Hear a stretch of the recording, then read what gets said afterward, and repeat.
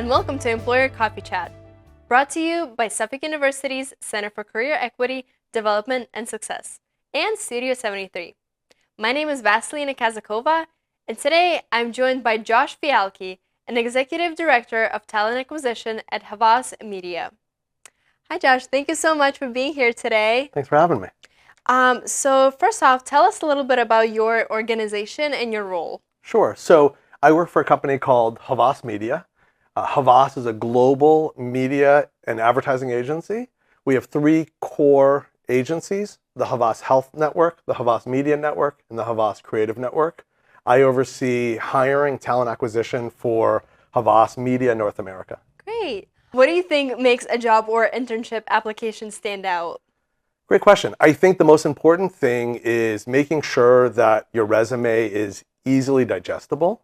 So it's clean, it's easy for someone to just kind of go through and be able to understand everything that's on there in about 30 seconds. That's really the amount of time a recruiter will look at a resume. Really? So make it clean, make sure that it's easy to read. You don't really need to put a lot of color. Black and white resume is great. Beyond that, when thinking about the content, you want to make sure that that summary really at the top really tells us who you are. It's your story.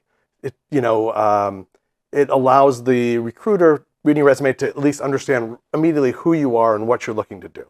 Beyond that, have a nice mix of your school, your classwork, materials like that, as well as any internships or jobs that you've done. Also, any chance you can put in that resume, a chance to quantify, say, I did XYZ project and the outcome was this. Anywhere where you can use real numbers to illustrate your story is great. Beyond that, and I would say probably the most important thing is be yourself. Have some fun with the resume.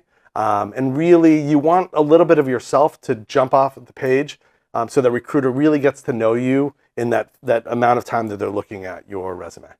Great. Thank you so much for sharing. That was actually a very, very helpful and detailed advice. And what challenges and opportunities do you see for emerging talent entering the industry today? Great. Let's start with opportunities. I think some of the key opportunities are, AI and technology. It is a lot easier right now to be supported by technology. AI allows us to do our jobs faster and easier in some cases. Beyond that, the entryway to it's hard to say, being an entrepreneur is a lot easier now. Whether it's, side gigs, side hustles, but, while you're looking for your main job, it's a lot easier now to be an influencer, a micro-influencer, things like that.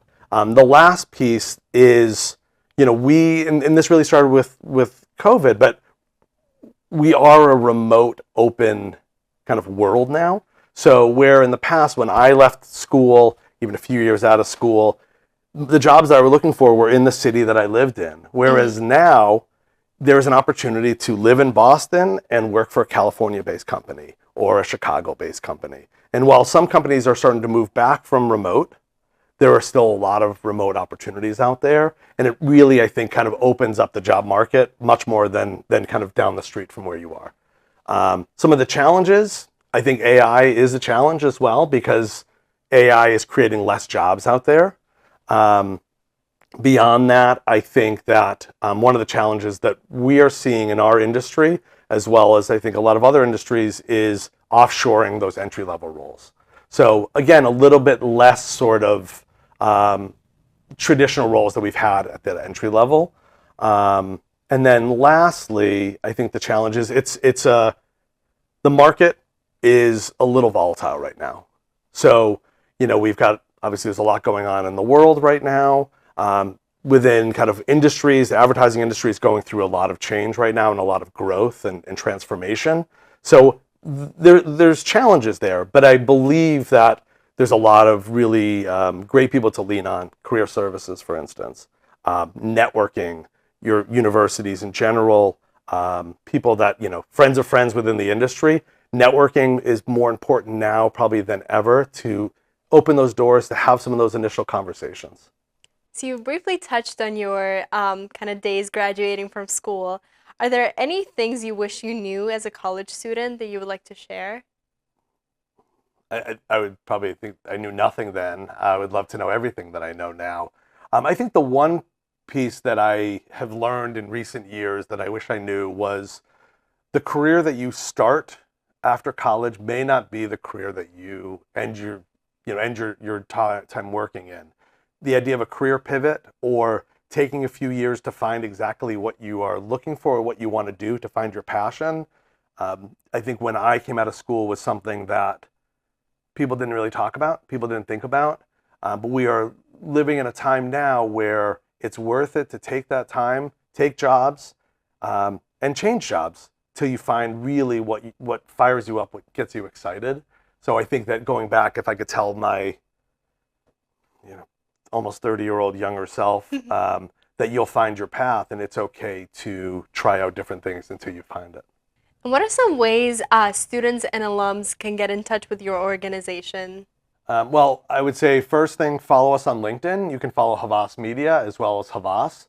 Our website, havas.com, is a really great place to understand all of the breadth of what Havas and all of our agencies offer, as well as you can follow me on LinkedIn, connect with me on LinkedIn, Josh Fialki.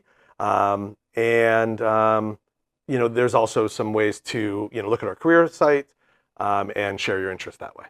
Thank you, Josh, so much for being here today.